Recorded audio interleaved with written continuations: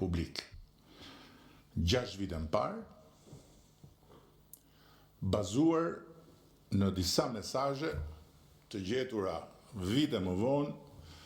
në celularin e një ish drejtori. Dhe mbi këtë fakt, ende krejt të pahetuar aso kohë, por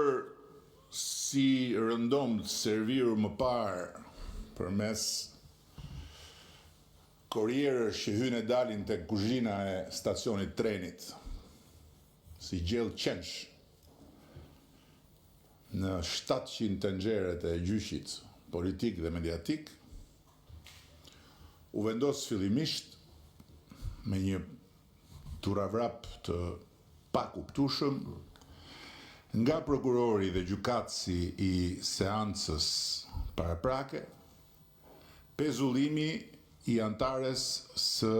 kabinetit qeveritar. Një mas absurde,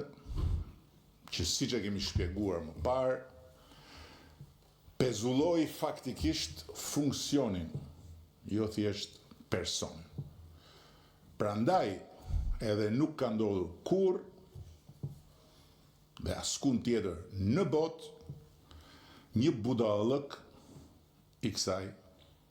natyre. Pastaj,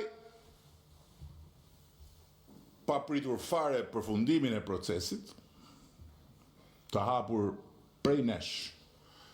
në gjykatën kushtetuese, për ndërhyrje të patolerueshme në kompetencat e pushtetit ekzekutiv, sapo gjykata e pezulloi masën e pezullimit dhe deklaroi se do t'i hynte çështjes në themel, erdhi turavrapi i dytë. Kërkesa që diskutojmë sot. Dhe e diskutojmë me të drejtën që na jep Kushtetuta e Republikës së Shqipërisë për të autorizuar ose jo arrestin e një deputeti, gjë për cilën do flas konkretisht ca më poshtë. Thjesht njoftimi i akuzës në rrugën e Shtrëmbër dhe fatkeqësisht të bërë zakon nga grupet hetimore të stacionit trenit, të cilat i përdorin mediat si forca paramilitare të fajsimit dhe të asgjësimit publik të subjekteve të tyre, mjaftoi që ndaj Belinda Ballukut të ngrihen të tëra dallgët e detit të urrëties, që zihen pa pushim në të 700 tenxheret e pazarit tonë politik e mediatik, dhe të mblidhen të tëra rrjet e fantazive perverse të rrjeteve sociale, për ta kthyer njeriu në një kriminal me 300 vila, 2 jahte, 10.000 euro solucione magjike për një larje makine, ndërkohë rrugët e ndërtuara në periudhën e drejtimit saj u shëmbën që të gjitha nga korrupsioni, shirat u derdhën me gjyma dhe përmbytjet mbuluan edhe malet e Shqipërisë nga mungesa e kanaleve të vjedhura prej saj, deti u bëkos për qenërin e pazarit politik dhe mediatik dhe erdhi më në fund me thirrje histerike jashtëderdhjesh në bulevard.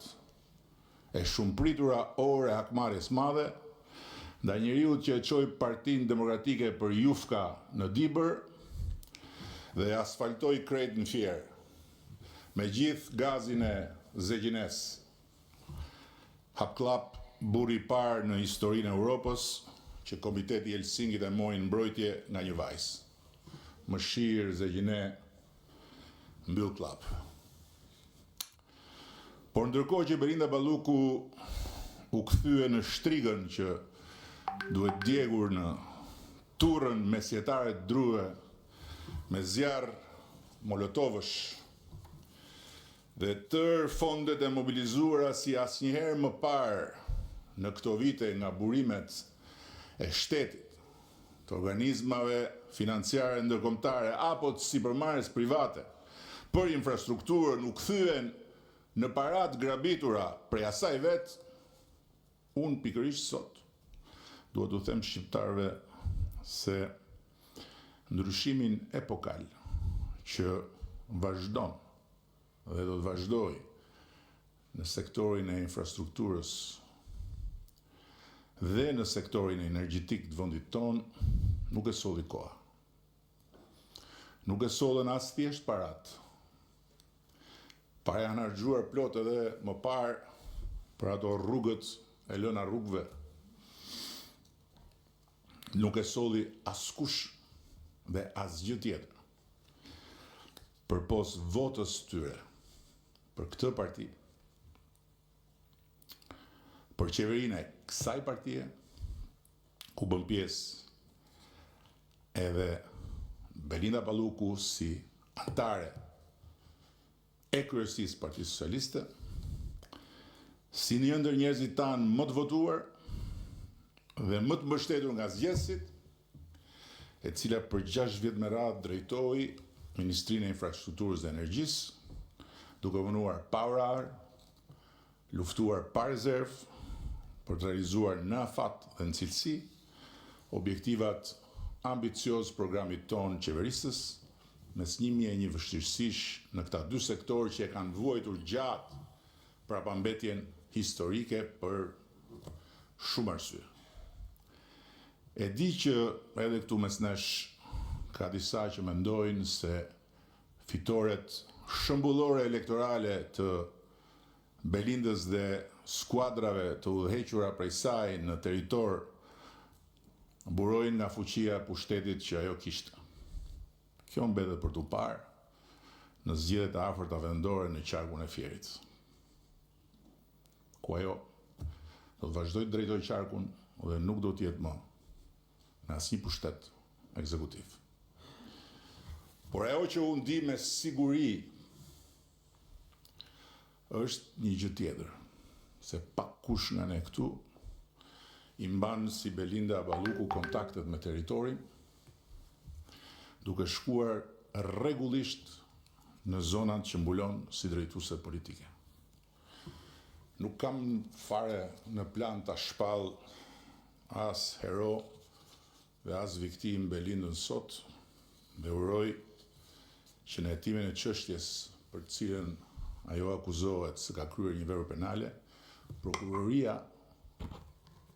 të shteroj çdo pistë që mund të çojë tek korrupsioni. Sepse në fund të ditës gjithkush pas të 18-ave varet vetëm nga këmbët e veta, me ligj dhe me zakon. Ndërkohë që unë si kryeministër, ndryshe nga sa mendojnë dhe flasin ata që se kanë idenë e kësaj detyre, nuk e kam as të mundur, por nuk e kam as të lejuar, qoftë nga ligji e qoftë nga zakoni, që t'i mbaj pishën asnjë bashkëpunëtori. Nuk kam ndërmend as t'ju them aq më tepër juve që i njihni më mirë se të tjerët, që Belinda është një njeri që durohet lehtë në punë. Pasi ca më shumë e ca më pak, e dim të gjithë se sa e lehtë është të merresh me të, sidomos kur i thot koka që ka të drejtë edhe do me çdo kusht që të dalë vetja.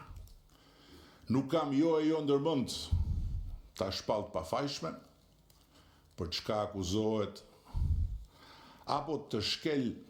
për të vijën e kuqe të cilën e kam vizatuar përpara deputetëve në këtë sallë të nesërmen e miratimit të reformës në drejtësi, dhe që vlen për të gjithë njësoj,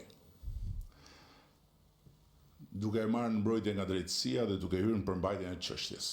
gjëra që i takojnë ekskluzivisht avokatit apo prokurorit dhe gjykatësit. jam si jam unë dakord me këta të fundit.